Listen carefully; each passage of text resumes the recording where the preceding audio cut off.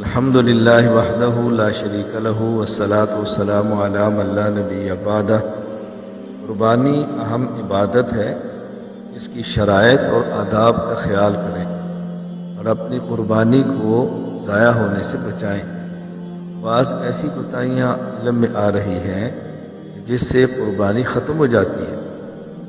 مثال کے طور پر امریکہ میں میرے ایک بہت اچھے، بہت قریبی اور تعلق والے دوست ہیں، ان کے ذریعے پتہ چلا کہ وہاں باوجود اس کے کہ لوگوں کو یقین یا غالب گمان یہ ہوتا ہے کہ دمبا یا بکرا کی عمر کم ہے، لیکن پھر بھی وہ پیسے دے دیتے ہیں، اور دکانیں بنی ہیں جہاں بورڈ لگے ہوئے ہیں قربانی یہاں کرائیں۔ علم یا غالب گمان ہونے کے باوجود بھی پیسے دیتے ہیں، اور پھر یہ کہتے ہیں وہ جانے، ان کا ایمان جانے، ہم نے تو پیسے دے دیے۔ جب آپ کو یقین ہو یا غالب گمان ہو یہ شخص دکاندار عمر کا خیال نہیں کرتا، اس کے ذریعے قربانی دینا جائز نہیں ہے۔ اپنی قربانی ضائع ہونے سے بچائیں۔ اسی طرح یہ بات بھی علم میں آئی ہے کہ بس اوقات قربانی سے ایک دن پہلے ہی گوشت پہنچا دیا جاتا ہے کہ ہم نے آپ کی قربانی کر دی ہے، تو لوگ اس کو قبول کر لیتے ہیں، وہ سمجھتے ہیں کہ ہمارا جانور ذبح ہوا تو قربانی ہو گئی۔ جانور کا ذبح ہونا الگ چیز ہے، قربانی کا ہونا الگ چیز ہے۔ حضور اکرم صلی اللہ علیہ وسلم نے خود عید الاضحیٰ خطبہ دیا اور آپ نے مسئلہ سمجھایا۔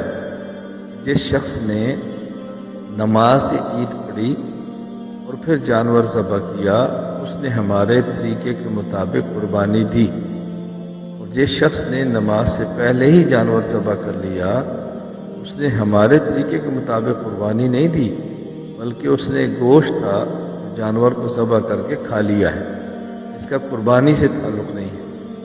یہ ان لوگوں کے لیے ہے جہاں عید کی نماز واجب ہے، لوگ نماز عید سے پہلے جانور ذبح کر لیں، قربانی نہیں ہوتی۔ آپ اندازہ فرمائیں کہ قربانی کے دن جن پر قربانی واجب ہو، اگر وہ عید کی نماز سے پہلے ہی جانور ذبح کریں تو قربانی ادا نہیں ہوتی، اور اگر 10 ذی الحج سے ہی پہلے جانور ذبح کر لیے جائے تو قربانی کیسے ہوگی؟ اس کا بہت زیادہ خیال فرمائیں۔ میں سمجھتا ہوں کہ آپ حضرات کے لیے سب سے بہتر طریقہ یہ ہے کہ آپ کا جن ممالک میں علماء سے تعلق ہے، آپ کا جہاں جہاں علماء سے تعلق ہے علماء سے رابطہ کریں، اپنے پیسے علماء کو دیں اور انہیں کہیں کہ ہماری طرف سے قربانی دے دیں۔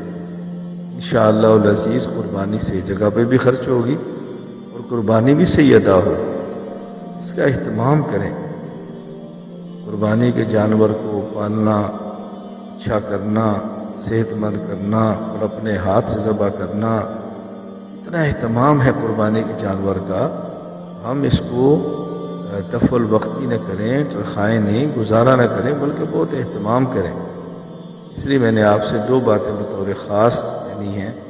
نمبر 1، قربانی کے وقت سے پہلے جانور ذبح کریں گے قربانی نہیں ہوگی۔ نمبر 2، اگر پتہ ہو یا غالب گمان ہو کہ جانور کی عمر کم ہے اور پھر بھی اس کو پیسے دیں گے جانور ذبح کر دو تو قربانی ادا نہیں ہوگی۔ اللہ تعالیٰ ہم سب کو شریعت پر عمل کرنے کی توفیق عطا فرمائے، احکام شریعت کو سمجھنے کی توفیق عطا فرمائے۔ وآخر دعوانا ان الحمد للہ رب العالمین۔ جو کچھ سنا گیا اللہ اس پر عمل کرنے والا اور آگے لوگوں تک پہنچانے والا بنائے۔